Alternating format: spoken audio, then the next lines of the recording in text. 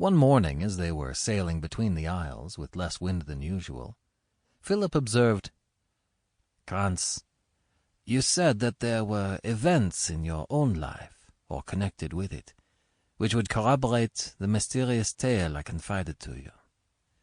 Will you now tell me to what you referred?" "Certainly," replied Krantz. "I have often thought of doing so, but one circumstance or another has hitherto prevented me. This is, however, a fitting opportunity. Prepare, therefore, to listen to a strange story, quite as strange, perhaps, as your own. I take it for granted that you have heard people speak of the Hartz Mountains," observed Krantz. "I have never heard people speak of them that I can recollect," replied Philip. "But I have read of them in some book, and of the strange things which have occurred there." "It is indeed a wild region," rejoined Krantz, "and many strange tales are told of it. But strange as they are, I have good reason for believing them to be true. I have told you, Philip, that I fully believe in your communion with the other world, that I credit the history of your father and the lawlessness of your mission, for that we are surrounded, impelled, and worked upon by beings different in their nature from ourselves. I have had full evidence, as you will acknowledge, when I state what has occurred in my own family. Why such malevolent beings as I am about to speak of should be permitted to interfere with us and punish, I may say, comparatively unoffending mortals is beyond my comprehension, but that they are so permitted is most certain. The great principle of all evil fulfills his work of evil. Why, then, not the other minor spirits of the same class?" inquired Philip. "What matters it to us whether we are tried by and have to suffer from the enmity of our fellow mortals, or whether we be persecuted by beings more powerful and more malevolent than ourselves? We know that we have to work out our salvation, and that we shall be judged according to our strength. If then there be evil spirits who delight to oppress men, there surely must be, as Amin asserts, good spirits, whose delight it is to do him service.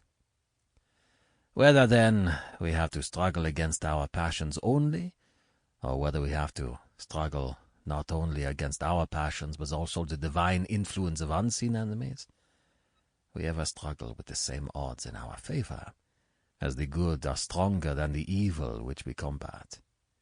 In either case, we are on the vantage ground. Whether, as in the first, we fight the good cause single-handed, or, as in the second, although opposed, we have the host of heaven ranged on our side. Thus are the scales of divine justice evenly balanced, and man is still a free agent, as his own virtuous or vicious propensities must ever decide whether he shall gain or lose the victory." "Most true," replied Krantz. "And now to my history. My father was not born, or originally, a resident in the Hartz Mountains. He was a serf of an Hungarian nobleman of great possessions in Transylvania. But although a serf, he was not by any means a poor or illiterate man. In fact, he was rich, and his intelligence and respectability were such that he had been raised by his lord to the stewardship. But whoever may happen to be born a serf must he remain, even though he become a wealthy man. Such was the condition of my father. My father had been married for about 5 years, and by his marriage had 3 children, my eldest brother Caesar, myself, Hermann, and a sister named Marcella. You know, Philip, that Latin is still the language spoken in that country, and that will account for our high-sounding names. My mother was a very beautiful woman, unfortunately more beautiful than virtuous. She was seen and admired by the lord of the soil. My father was sent away upon some mission, and during his absence my mother, flattered by the attentions and won by the assiduities of this nobleman, yielded to his wishes. It so happened that my father returned very unexpectedly and discovered the intrigue. Sample complete. Ready to continue?